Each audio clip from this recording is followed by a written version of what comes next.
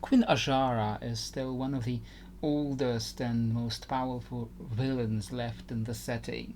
One of the oldest remains of the older villains of the Warcraft setting that still haven't really been dealt with, and she often gets really shafted in how WoW treats her nowadays.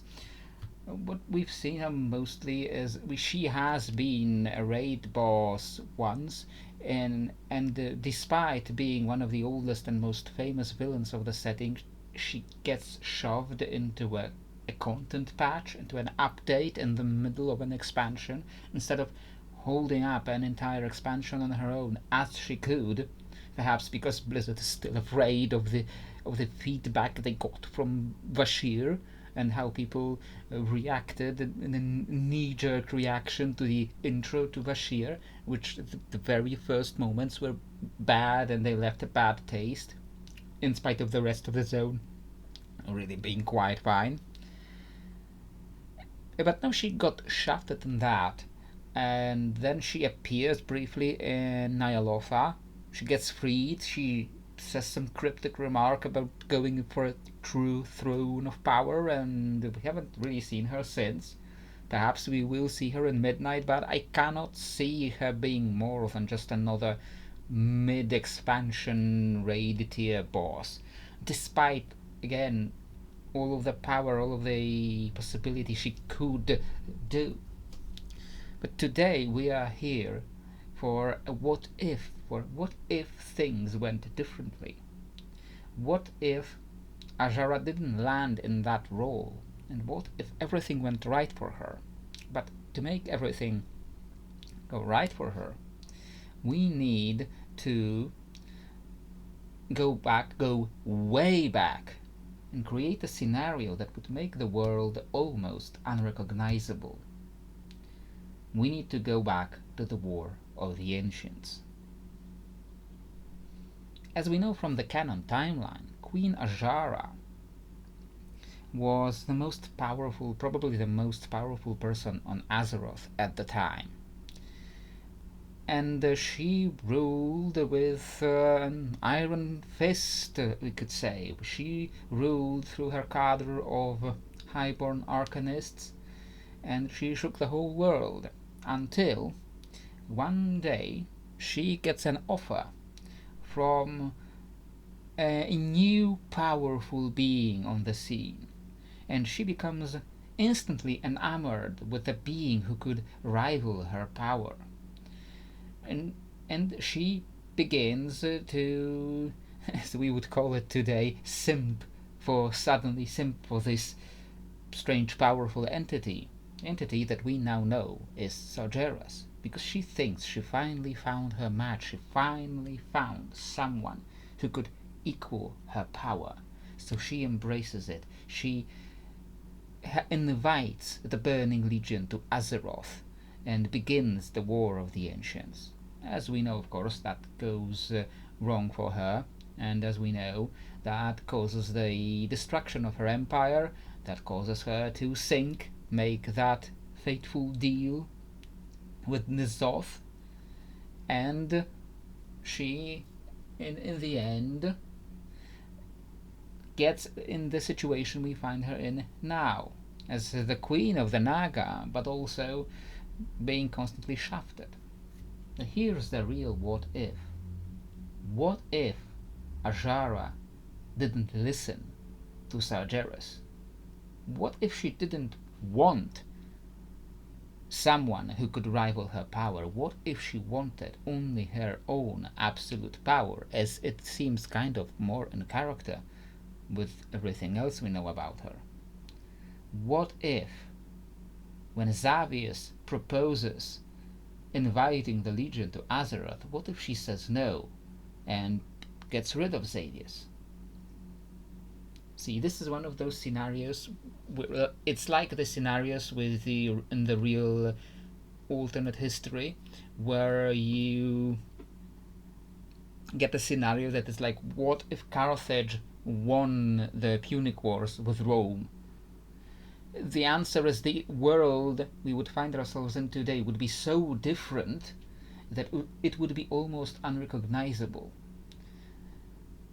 such is the case here too, because putting the point of divergence so far back is changes so much. And I struggled a little bit with really making this scenario more recognizable, more palatable for us. But we can find something if we do not go all the way back to the present, but if we find something to cling on to a little bit earlier, or from the real world history time scales a lot earlier. Almost 7,000 years ago, over 7,000 years ago, Queen Azshara's ascension as the emperor of the Kaldorei and her subsequent dominion over the entire world, over the entire continent of Kalimdor, put her in an unprecedented position of power.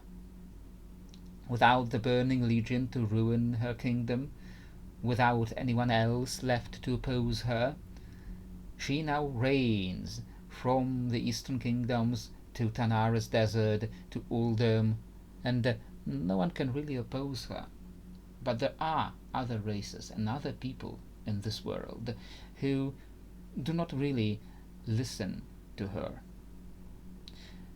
In the vast plains of what we would call Arathi Highlands live the scattered tribes of a little-known race called humans.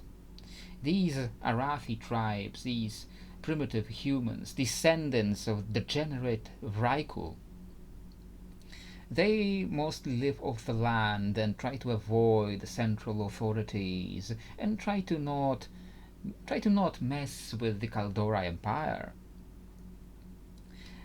However, with the trolls largely subdued by the Kaldorei, they do not find themselves at conflict with the forest trolls.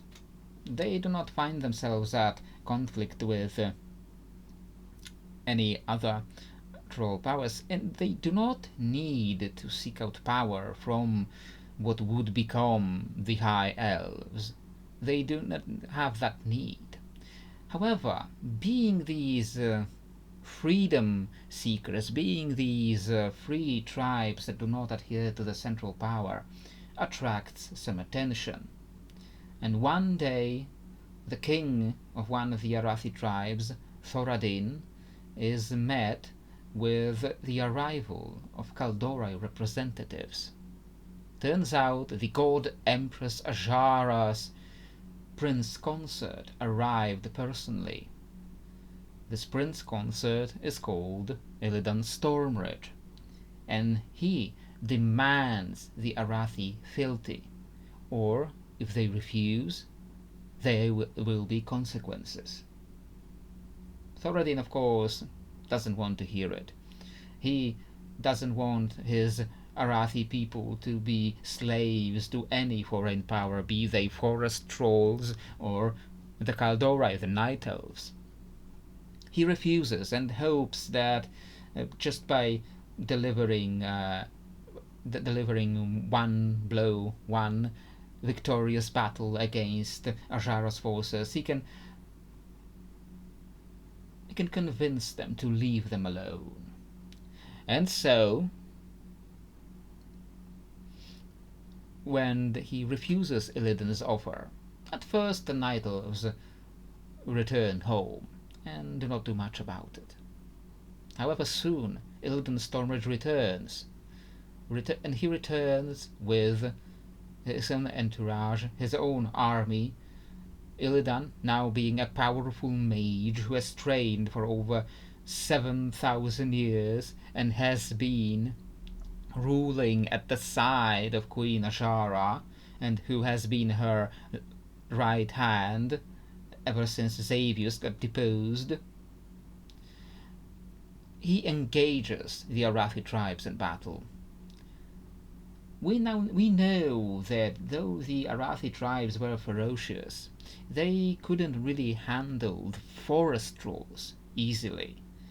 And if they couldn't handle the forest trolls easily, what would be their chances against a Kaldori empire that has ruled the world for over 7,000 years?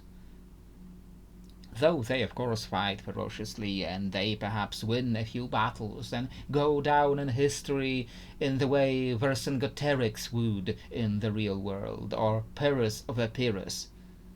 Perhaps he goes down in history as one of the greatest enemies of the Kaldori Empire, of one of these quote-unquote savages that gave trouble to the great empire. But in the end, after a few grand battles, Thoradin is defeated. He is brought back to Zin-Azshari, where he is paraded around down the streets of the capital, and he is presented as this beaten warlord of this primitive race.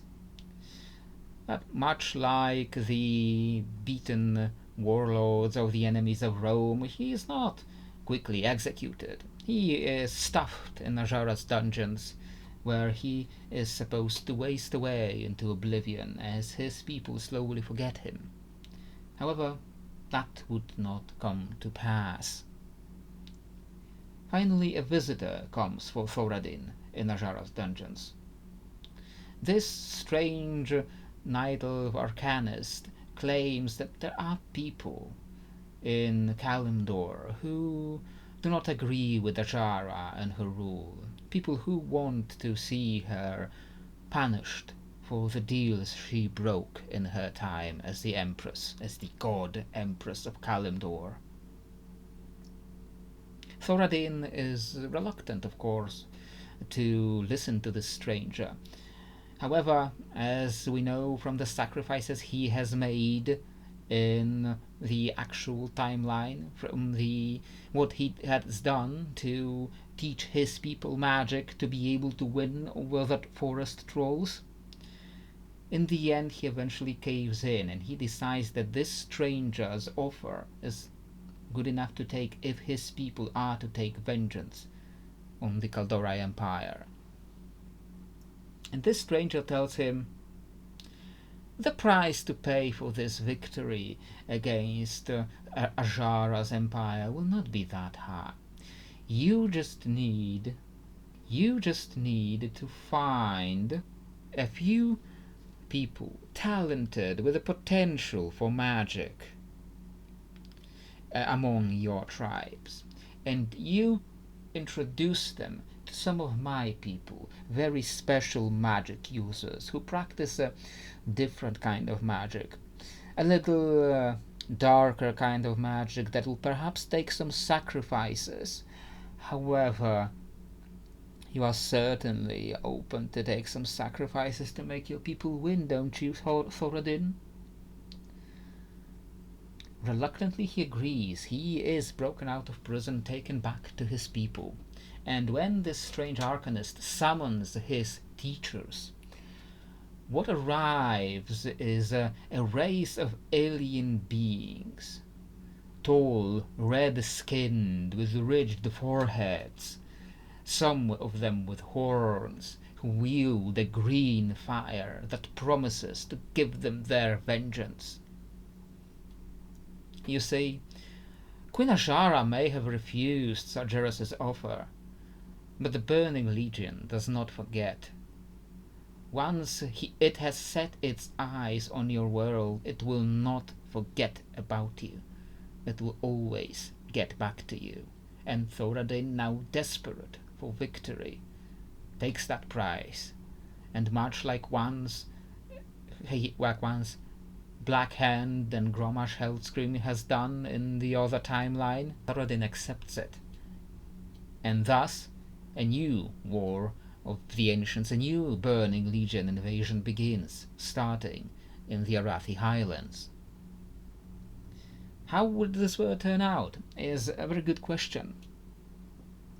Because would it turn out like War of the Ancients, without the support of the actual Kaldori, without the support of Queen Azshara? How much power can these people get? Can they simply summon the demons onto Azeroth and begin the invasion starting from there. The Burning Legion and Sargeras needed the Well of Eternity to properly enter the world because of such power Sargeras commanded. If they do not have the Well of Eternity and the other offshoot wells do not exist, at least not yet in this timeline, because the High War never exiled, so the Sun Well doesn't exist. The Night Well in Saramar doesn't exist yet. The Well of Eternity under Nordrassil doesn't exist. There are no other offshoot wells, there is just the original Well of Eternity, and it is under the control of Azshara. Can these invaders win against Azshara's forces? I cannot say for certain. From a dramatic standpoint, it would make more sense to bring us a timeline where Thoradin, though he made a sacrifice for good reasons, perhaps once he's on the verge of victory, perhaps once the demons are at the edges of the Well of Eternity and are trying to corrupt it in order to bring Sargeras forth and end this invasion, perhaps he sees just how many innocent lives were lost, and in the last moment he sacrifices himself to stop them in some way. Perhaps he himself had become a warlock, and he sacrifices himself in the last moment to stop this invasion, and it is pushed back. But what happens then? Does Azshara's reign remain unchallenged? Does she continue to build up her empire, and now, knowing that the Burning Legion will not give up on her, she knows she can't remain content with just Kalimdor, with just Azeroth. She now knows that she has to get out there, and with the magic that the Kaldore have been developing for 7,000 years, they can create great magical vessels capable of leaving Azeroth and taking the fight to the stars. But can they fight the might of the Burning Legion as Azeroth alone? That is a question that perhaps we would see another time if you wanted this scenario to continue. Or perhaps the other option is that Thoradin actually wins. The demons take the Well of Eternity, summon Sargeras, and not without any other heroes, without any other major parties to oppose his rise, since the map of the world has changed greatly from the War of the Ancients. Perhaps Sargeras wins and conquers the world, but that is the answer that the Cavens of Time and Blizzard themselves give all too often to even the slightest change in the timeline. And as I always say in these what if videos, that is the boring answer that we do not like on this channel. So perhaps in the last moment Thoradin sacrifices himself, stops the invasion, stops the demons, and Azshara decides to take her vengeance among the stars, with her right hand Prince Consort Illidan Stormrage leading the way to defeat the Burning Legion, as he was always meant to do. Well, that is another what-if scenario that is I don't know if it is shorter than the previous scenarios, but shorter than I thought it would be. But this is another what-if scenario, one that has been stuck in my head that I couldn't really work out for a long time, but I hope you enjoyed the turn of characters in different roles in this universe. And if you did, don't forget to like and subscribe, and don't forget to leave me a comment with perhaps some other scenarios that you would like to see, or perhaps you think I did something wrong. Perhaps you think Illidan wouldn't be Azshara's Prince Consort. Perhaps you think that someone else would have defeated Azshara before it got to this point. Or perhaps you think that Thoradin would never do this. He would never do this kind of sacrifice, no matter how desperate he was. Perhaps. If you disagree with something, or if you have different scenarios you would like to see, don't forget to leave a comment and let me know so we could engage together in doing more than just one-sided talking from my side, because that's really why I'm doing all this, because I want to engage you all in the conversation about what could have been, what could be. I did get a little bit of hints, a little bit of help from one Discord server that Altcraft, is that what we call them? Altcraft Discord server, who gave me some ideas how to really resolve this kind of a writer's block for this scenario. So my props to them for the little bit of help. But meanwhile, for this scenario, this will be all. And I already said all the ending things, so I just hope to see you next time.